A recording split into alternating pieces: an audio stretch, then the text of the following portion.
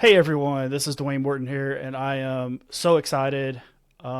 We have such an incredible show for you today on Show Up to Win. I have my good friend Rae Cornell, and she has an amazing story to tell you. And if you don't come away with the just this lady just oozes resilience. She's an amazing person, amazing friend, and so just to give you guys a better idea about her, you know, she left a career in corrections and substance abuse counseling. Rae Cornell threw herself full time into her side business as a freelance writer. Now, in her 18th year in the marketing world, she is transforming the marketing industry by applying powerful psychological frameworks from her days as a counselor to full funnel marketing strategies that drive buyer behavior change. So, I'm going to bring my good friend up. Hey, Rae, how are you doing? Hey, Dwayne. I'm good. How you doing? Good. So Rae, I just introduced you, but like, just take a minute or two, introduce yourself to the audience, and then we'll go from there. We'll ask you some different questions.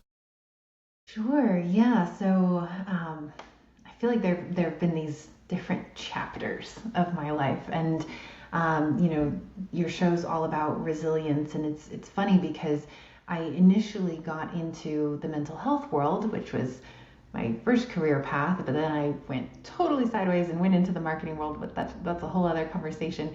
But I went into the psych world because I had a really challenging upbringing. Both of my parents were police officers. My mother was actually a gangs detective for the majority of her career, and my father was a traffic cop, and before that, a beat cop patrol officer. And my childhood was pretty rough. I grew up in a household that was there's a lot of tension, there's a lot of violence. I ate dinner at a table where there was a Ziploc baggie of 9mm bullets and a case file from a gangs investigation that my mother was working on. And that was kind of my early years. And then as I left home and went off to do my own thing, I thought I was free from that world, but actually ended up going to college and was attacked on campus, which sent me down this route of developing PTSD and having to heal from that. Thankfully, I had so much career drive and passion that that's really what I used to pull me out of those dark times and to where I am today. It's kind of a very happenstance journey to where I am today, but yeah. So one of the things, Rae, is that we sometimes there's just no straight line in journeys. There's just all Right. these like There different isn't. curves, and you think you're supposed to go left, and instead you're supposed to go right. And so there, you unpacked a extremely very turbulent. One of the things is like if you're going to be a great sea captain, I think I can't don't recall the whole quote, but if you're going to be a great sea captain, you can't do it on smooth seas. And so I think that's the other part is you've become a great sea captain, but like you've had to go through the real true storms. So let's talk about the early years because as you said, normal for you is absolutely not normal for most people because you had a mother and father who were in the police part. They um you witnessed a lot of different things. Like I said, you had the 9mm bullets on the table as you were eating dinner, but then you also had those files. And so I'm sure as an early, you probably took a peek. I would assume, and just Yeah. because we're curious kids, right?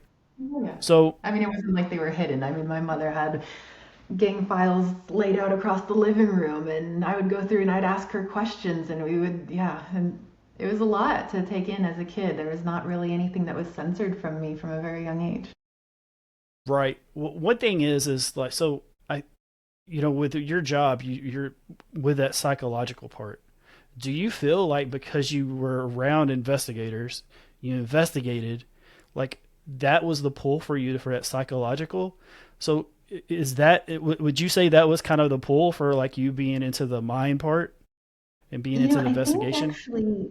I think the pull into the world of psychology and understanding human behavior and the way people think in the different ways that people see the same world was really growing up with my mother. So my mother had a very violent personality, very angry personality, was very quick to flip from calm and amicable to, oh shoot, you better get out of her way right now and hide. So, you know, a survival mechanism for me growing up was understanding what were the switches that flipped her from, I won't say nice, but I'll say calm to storms a brewing. And I needed, in order to survive the way I grew up, I needed to understand what flipped her switches. And so it became a survival mechanism, but I got so good at it, so good at understanding her thought patterns and predicting her behaviors, that it ultimately became a career path for me. Right. You know what? So I'm a real big believer between that 1 and 7, 1 and 8 year range, and as a child has such a profound impact. And so Yeah. that's one of the reasons why I was asking that question, because what it is that was, your environment, molded you into this investigation, into the psychological part. And so it makes perfect sense that this is what you're doing now. But also, one of the things that I wanted to ask is going through that, and because most people, especially as an early kid, they look as like police officers, firefighters, as like these community jobs and these great people that are behind them. For the most part, that is true. But and also there's that other part where they're not, but they also have to bring their work home a great deal. And so I'm assuming that's probably one of the cases here, is that the stress and those type of things. And I'm not giving her a pass or your father a pass either. I'm just trying to get a better idea of that part. And so when you went to school and people were talking about a police officer or a firefighter or someone in the community job sector, like, were you like thinking in the back of your mind, well, that's not what I see at home? It was interesting because my parents were so different from one another. So my dad very much was kind of like the quintessential example of a cop. He's this huge, towering guy. He's 6'3", I think 6'4" maybe. And we'd go to the grocery store when I was a little kid, and people would look at my dad and go, "Are you a cop?" And he'd say, "What makes you ask that?" And he just has this very commanding presence that makes you think, oh, this guy is a protector. And so, you look at him and you see this person who very much is that classic role of a cop. And then you see my mother, who she was more of like what you see on the detectives gone bad in crime dramas on television kind of role. And so she's not what you would picture when you're a little kid and you're thinking, oh, what do I want to be when I grow up? Oh, I want to be a firefighter or a pilot or a cop. My dad was that version of cop. My mother was the nitty gritty drama, scary kind of version. Yeah. So as you're growing through this and you're getting better at reading and getting better, I'm going to say you use your intuition, because I feel like Right. that's, but you also had to lean into it, where a lot of other kids, they don't lean into it later on. Um, I think the one thing that I would like to ask, to move on to the other part, because I know the story goes to how you got into college and stuff. You had to leave, but like there had to be these parts where you're like, why is this happening? And you know, we have to. I feel like when we go through resilience, there's always this. We have to go into the victim mentality to go through the next step. And so, how was that for you as a kid? Like, what were you? What was your thought pattern? Was there that victim mentality? I mean, I'm sure there was at some point. Could you expand on that a little bit? Yeah, so I think, especially when I was younger, and I'm thinking, 14, younger than 14 years old, there was definitely that victim mentality because, when you're that young, you have no means of helping yourself. You are very much trapped in whatever situation you're born into. And thankfully, a big part of my personality is very self-sufficient, self-reliant, industrious, creative. I was always a little bit of a hustler as a kid. I was always trying to figure out, okay, how can I make money? How can I stash away some money? Because my whole plan was to get emancipated. And it ended up being that I didn't end up needing to go that route. I got out when I was 16, but I didn't have to go through the legal process of emancipation. But it wasn't until I actually hit a point where there were opportunities for me to help myself that I was able to pull myself out of that victim mentality. And I think, very much to your point, I kind of evolved in stages where you're young and you have that victim mentality and the why me, sucks, why is this happening to me kind of situation. But then as soon as a door just cracks open and you have an opportunity to actually do something, that's where my mind actually went into more of what I often think of as the teenage and young adult mentality of you versus the world. And that's very much the mentality I took on. But the good thing was I was no longer in victim mentality. I was very much in push, push, push, drive, drive, drive, work, work, work, grind, grind, grind kind of mode. And I was determined to get out of the situation that I was in, even if it meant having a very combative sort of view of the world. Still, I had something to rally against, and I was able to let go of that identity of being a victim, so to speak, and instead be a real actor, a real autonomous driver of the shape my life was going to take. And as I gained traction, I left high school when I was 16. I was going to high school and college at the same time when I was 15 and 16. And so I was able to get into community college early, and I started to actually make progress. And that's really what pulled me out of that state of helplessness from being much younger. So most 15 and 16-year-olds are usually worrying about dating, or like for me, we were worrying about playing wiffle ball or playing basketball in the park. And you were going to college, taking college classes while you were finishing up high school.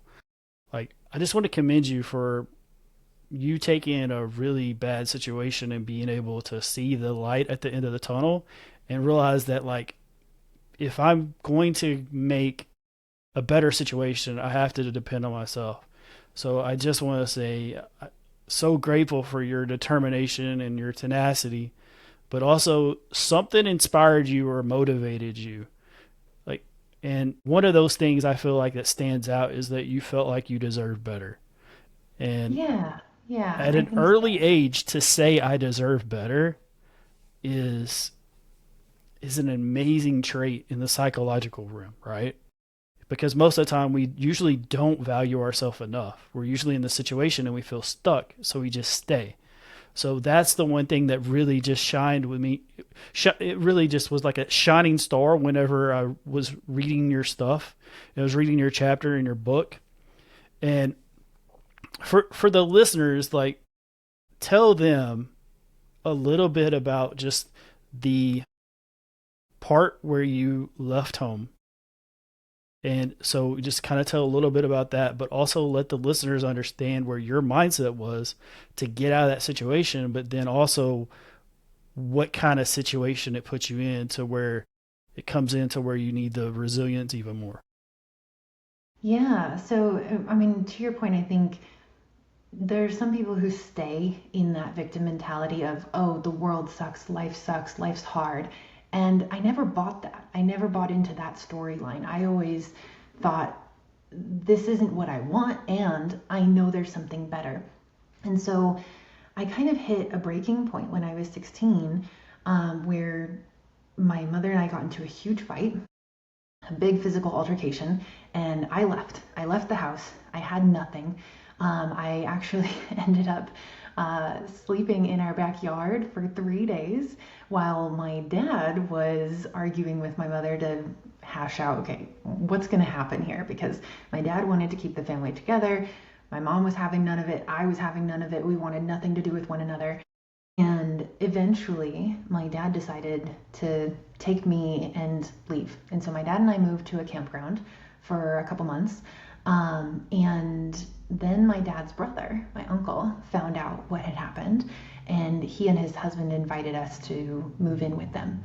And that was really when the clouds parted and then sun shone through, because not only did I get out of that little town, which to me was just steeped in this negativity and volatility and anger, I was able to move to a different town, and be around people who were just unconditionally loving. And that was my uncle and his husband. And from there, I mean, I still had a ton of stuff to work through. You know, I still had all this baggage from the way I grew up.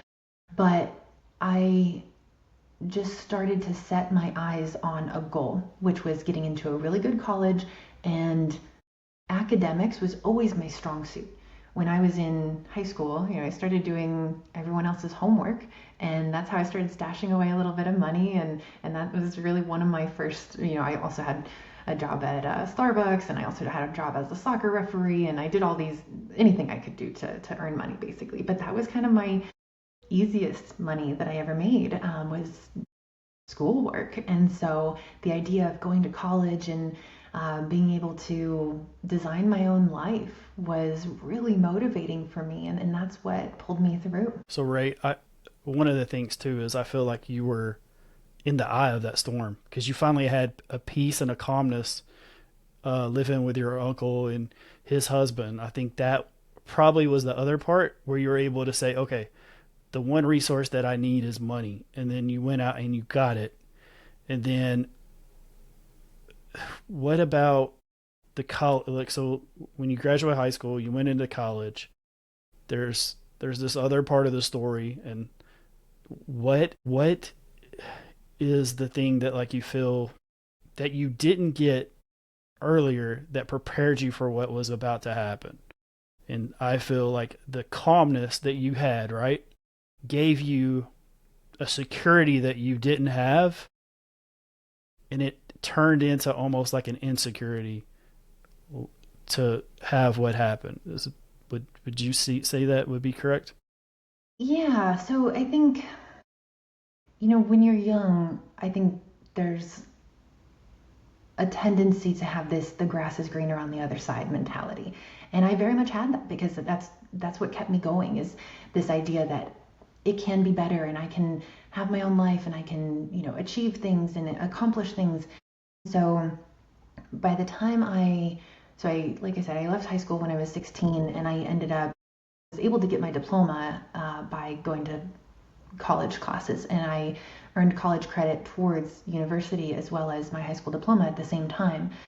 So I went into undergrad when I was 17, and I thought, I've made it. Like, I have a dorm room, I have a campus that has everything that I need on it. I started going around campus and snatching up every job I could. I was a math grader, I was a web developer. I worked for 7 different departments on campus simultaneously while working a full course load. I was just a worker bee, and that was my thing. And then towards the end of my first year, I was attacked on campus, and that really shattered my whole view of this self-made life, of having this perfect little academic world where I could work and learn at the same time, and make my own way. And I ended up developing such bad PTSD that I earned my first ever F grades in my courses. I basically completely dropped out for a quarter and lost all the jobs that I had accumulated, and really had to figure out a way to survive, because the psychological symptoms were so bad that I couldn't sleep, I couldn't wake up either, I couldn't function, and I had to figure out a whole new way of not only surviving but healing myself through that survival period as well. Surviving and healing with PTSD is like it's different for everyone. But for me, I couldn't sleep. I couldn't get peace. I actually wouldn't sleep at night. Like I would stay up all night and wait until the sun just peaked, and I was like, okay, I can go to bed. Yeah, So, yeah. but I've talked to other people that were like, they wanted to go to sleep all the time. Like they didn't want to, like I couldn't be quiet. I couldn't stop. Like I was just like, I couldn't read. And so one of the things is with PTSD is it hits everyone differently. For you to get to get the grades that you were getting, you dropped out, all these things, you gave up the things that you love because you really just didn't know how to deal. And you had dealt with so much in the past, you almost forgot what you had overcame. Would that be fair? It was a new layer for sure. So later on, I eventually started seeing a counselor, and she diagnosed me with complex PTSD, which I wasn't expecting because I thought it was this one event that happened in college that caused all of these physical and psychological symptoms. But the reason she gave me that diagnosis in particular was because she actually found symptoms that started when I was much younger from the way I grew up. And complex PTSD is basically a compounding of traumatic experiences that build up onto each other over the years. So if you think of people who grow up in war-torn countries or in neighborhoods with a lot of gang violence, they experience traumatic events many, many, many times throughout a year or a month. And then that's basically how I grew up. And so it was not the beast that I thought I was going to be battling. It ended up being a much more insidious problem that I had to peel back the layers on. And it took me many, many, many years and the help of who is now my husband to really overcome all of that. Right. And so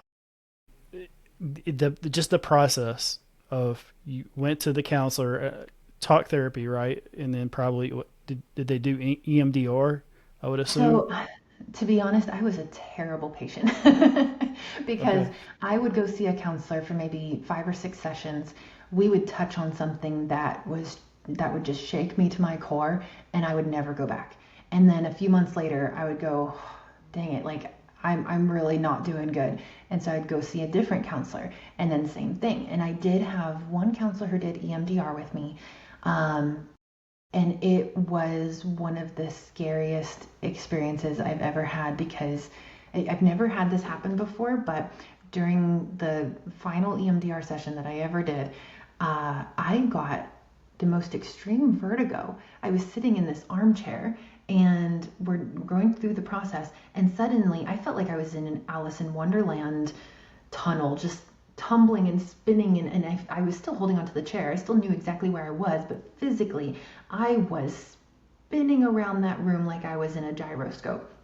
And it was another one of those situations where I was like, okay, never doing that again, and I never went back. So I know that, especially given the career path that I had initially, I know that a lot of counseling, talk therapy, EMDR, cognitive behavioral therapy, ACT, a lot of these modalities work really well, but there also has to be a willingness from the patient.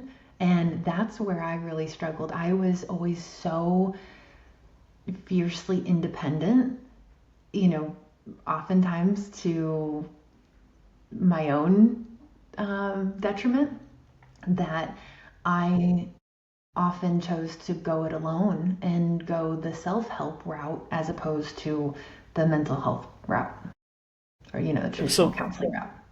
yeah, so traditional counseling takes two people, but also there has to be this part where you have to not only be willing, but you also have to be willing to share more than what you want to sometimes. And so talk therapy for me did not, it just did work for me. And I had really two other times that it worked really well. But then the third one was just like, this is not, I'm not feeling any better. It's actually Yeah. making it worse. And Yes. so for you, was that what happened? Was it that in the talk therapy, you would get to a certain point and then it would compound and make worse. And I mean, of course you had that bad experience with EMDR. What was your, because I know you're very self-made. So I know there's gonna be this part where you just self-help yourself through this. And I think just me knowing you, I feel like it was just a point where you just made a decision, like, come hell or high water, like I'm just going to go through this. And so I Yeah. think would that be accurate?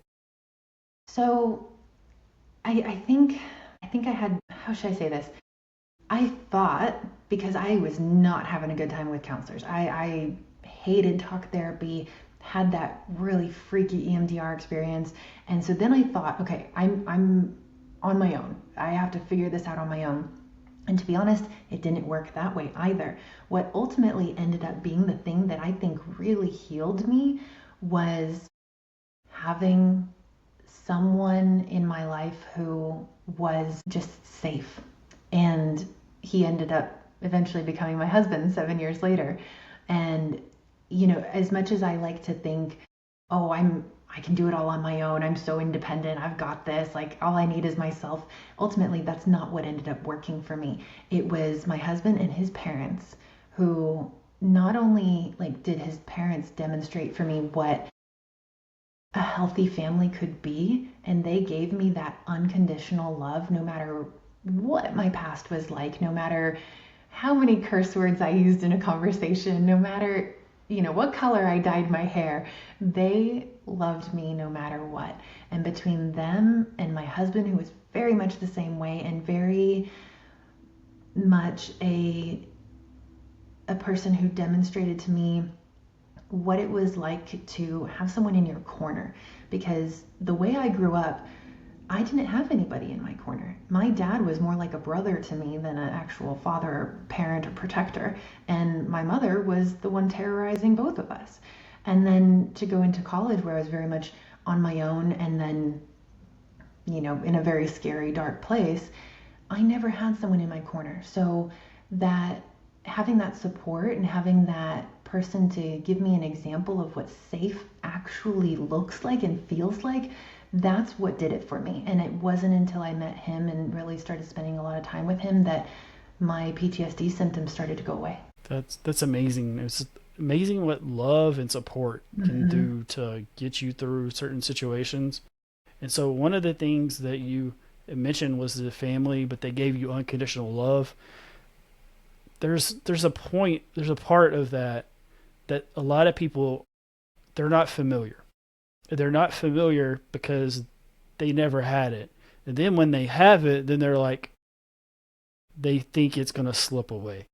I Yeah. assume you probably went through that too because it was a complete opposite of what you had. So when you get what you're looking for, the first thing we do to keep us safe is to say, nope, like I haven't going to have trust issues. So was that the case for you? I don't think so. I've never, this sounds crazy because of my background, but I've always been very quick to trust people. And maybe that's why I ended up in some situations where I ended up, being very either emotionally or physically hurt.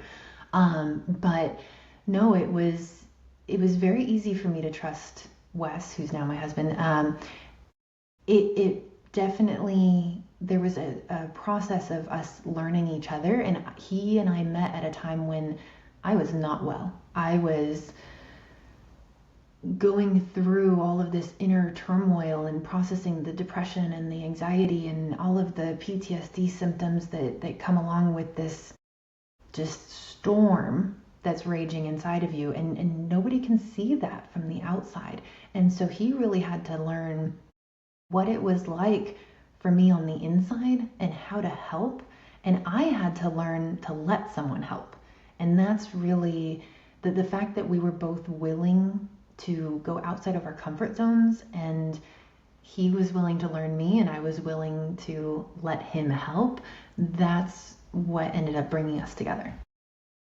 It's amazing what love does, right? Yeah, yeah, very much. Ultimately, like it's amazing what that part does, but also you both had to be open to be able to see what the other side of the fence was. And so I think Mm-hmm. that's really important.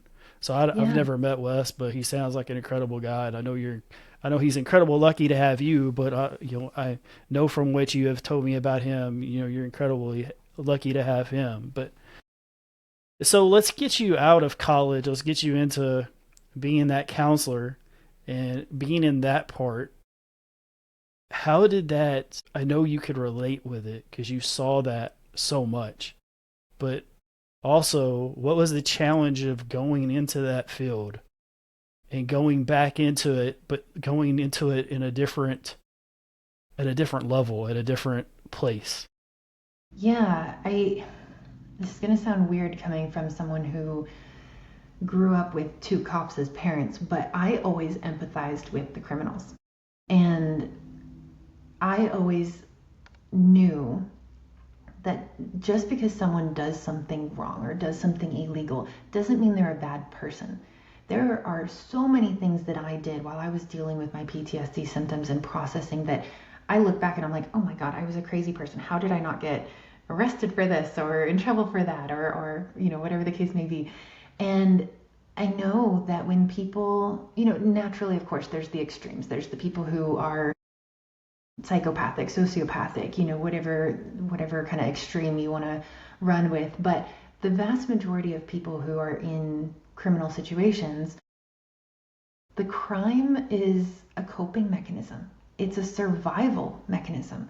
And so when I started working as a counselor in substance abuse facilities and rehab facilities, and I worked with probationers and parolees, I got it. I understood. They didn't do these crimes or use these drugs because they were bad people. It was because they had no other means of keeping a roof over their heads or coping with the emotional storm that was going on inside of them. And so I very much empathized with what they were going through.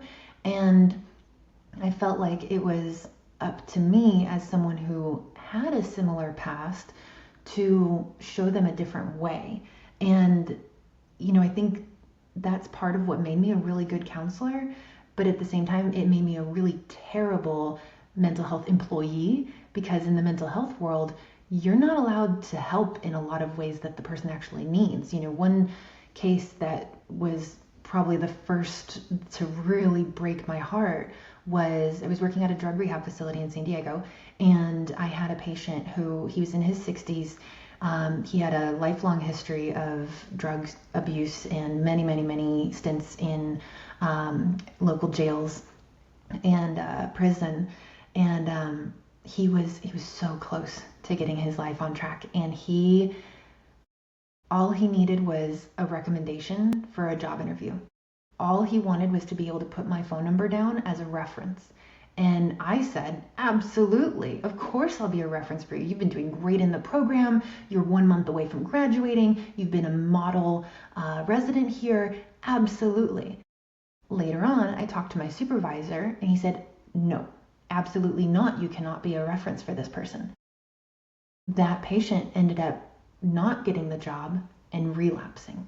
Now, I can't draw a direct connection between me not being a reference and him relapsing, but I feel like if I had been allowed to just be in his corner and vouch for him, his life could have gone the way he really wanted it to. And it's situations like that where I was like, why am I contributing to a career path where the one thing someone needs me to do, I'm not allowed to do? Right. So one thing I want to bring to your attention, and so I haven't ever done this before, but I'll do it this time because I think it's valuable information. So on episode, I believe 2 with Jo Beth Polly that I did, she is a grief counselor, and she talks about like how in the criminal system, like one of the main things that they all have in common is grief. And so Yeah, yeah, for me, it's the first time I'd ever heard it, but also explains the escapism that we're looking for when we're going through our things. It's like you were talking about when you were dealing with your PTSD. You were like, you could have easily been in that situation. So I think that's another thing is like when we are very empathetic, we're able to see things from a different perspective, that 6 and 9, right?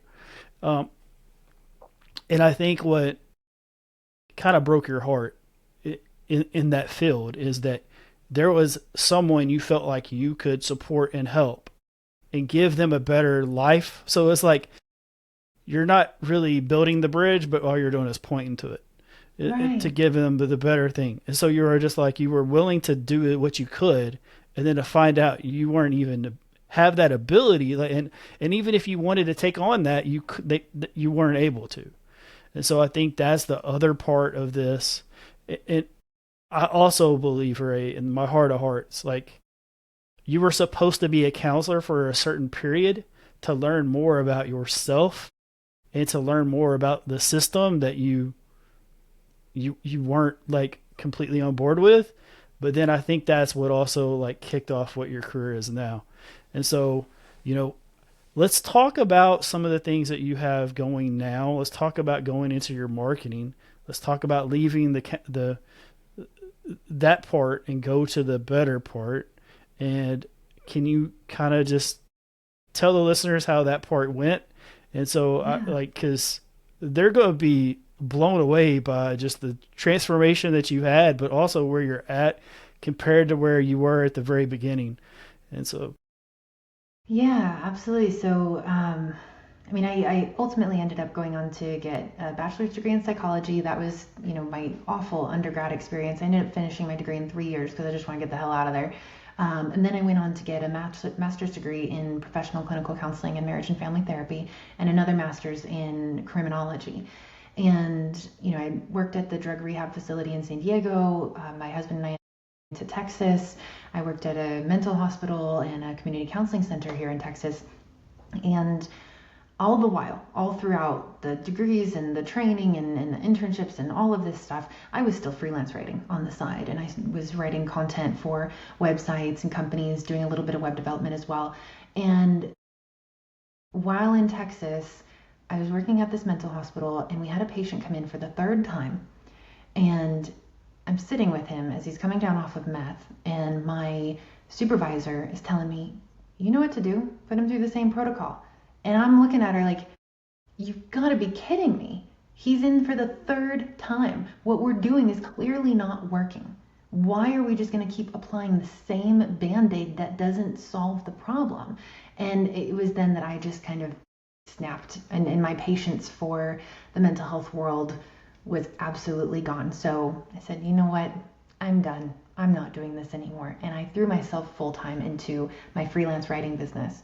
And it took me many years to not be ashamed of my first career path. I would often have clients who I was on the phone with, and there was one in particular who asked me, so do you have a degree in business or marketing or something like that? And of course, I'm thinking they're expecting me to say yes because I'm trying to get a gig with them as their content marketer. And I said no, actually my degrees are in psychology and criminology.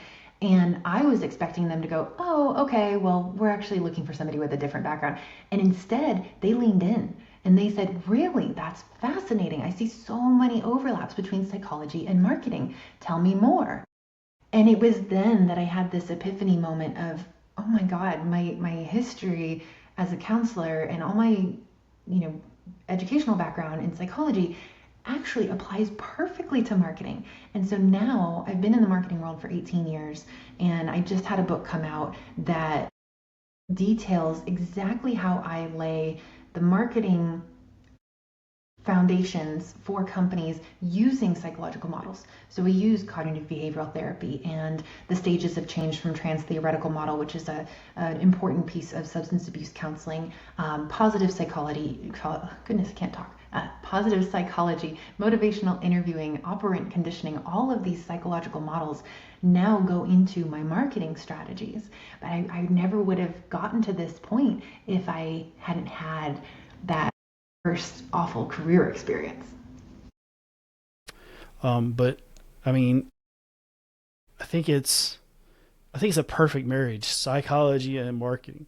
And even with me, with studying sociology and psychology, but also like I wanted to be a sports psychologist. Like I felt like marketing, honestly, it was like more fun. It was like I get to go to the playground and get to play with all these different tools and things. And so I've always been really big in marketing, but relationship marketing. And I know you're the same with relationship marketing, but then you're this like superstar of copywriting. And so, surprised you've only have one book so far. I know you've got a chapter, but I mean, like, I just know that there's this powerhouse, author that's waiting to come out. It's just right now you're focusing on the marketing, the copywriting business. And so can you tell, like, because we're at the middle part of the year, like, where do you see yourself at the end of 2025? And then what do you see yourself like for 2026? Yeah, thank you. It's such a scary question because I have such big plans and I have such big dreams. And of course, there's always this part of me that's nervous that, oh, what if I tell them all my hopes and dreams and then come December 31st, 2025, I haven't accomplished it yet. But that's okay. I'll tell you anyway. So by the end of the year, my goal is for us to have a completely full roster of clients. We only work with about 8 to 12 companies at a time. And right now we're working on getting new clients enrolled. And the thing that has really come up over the past couple of years is I want to work with companies that believe in treating their audiences with respect. So we don't do any of the high pressure, impulse driven, manipulative marketing that a lot of people associate with the word marketing. We don't do any of that. Everything that we do is focused on trust building, making people feel good, solving actual problems with real, veritable solutions. And I want to work with companies that are excited about that, about changing the way that companies market to other people, because that's the only way that we can really heal the world of commercial communications. So by the end of this year, that's my hope, that's my goal, is to be working with, a dozen companies that really believe what I believe. And then by next year, I've been working on several courses. I want to have a suite of courses that teach people how to apply these psychological models in marketing so they can do it on their own. Because I'm a firm believer in not holding all my cards to my chest. I want to show everyone how to do these things. Like, yes, you could hire me to do it, and that would be great. I would love to work with you. But if you can't afford to hire someone outside of your business and you want to apply these same feel good, respectful, relationship building tactics into your own business, I want to teach you how. And I want to do that as scalably, if that's a word, as possible. So 2026, it's all about courses, teaching people the psychology of copywriting, the psychology of marketing, full funnel content production, including retention, because a lot of companies, they think, oh, we just need marketing to get leads, and then that's it. And it just makes it feel like all the focus is on is getting someone's money. And I really want to help companies take on this more service-oriented philosophy. Yes. And the way you also do this is like you're basically teaching people how to fish rather than give them a fish. And I think that's incredible. And I think that's part of the coursework. And so, Rae, we're about to run out of time. And so I just want to, you're one of the first people that I've had on the podcast where I just met, in a random Zoom. We met, and it was just like, oh my gosh. I was like, I got to have you on my show. But also, we have just became really good friends. And we've also been really supportive. And I appreciate you helping me with my book and, being supportive and those type of things. And I can't wait to see how our friendship grows. And of course, I wouldn't be me if I didn't ask you to come back on later on, because I really feel that you'll be able to give more value to the listeners and I'll be a better host at that point. But also, I feel and I tell people that come on the show, but show up to win is about showing up with intention and presence. It's not just about showing up in attendance. I think showing up in attendance is really just a cop out, honestly. But it's not about winning championships. It's not about winning games. There's a different part. And you, my friend, you are the epitome of that. Whenever I get my lifestyle brand, I definitely want to have you to wear that lifestyle brand, that logo, because I don't even feel like I'm giving it to you. You've earned it. And so I just want to tell you that from the bottom of my heart, there's so much love, appreciation, and gratitude for just us being able to be friends. But yeah, before I sign off, I wanted to tell people that. And so I always tell people don't just show up and show up in attendance, like actually come up and show up to win. So thank you.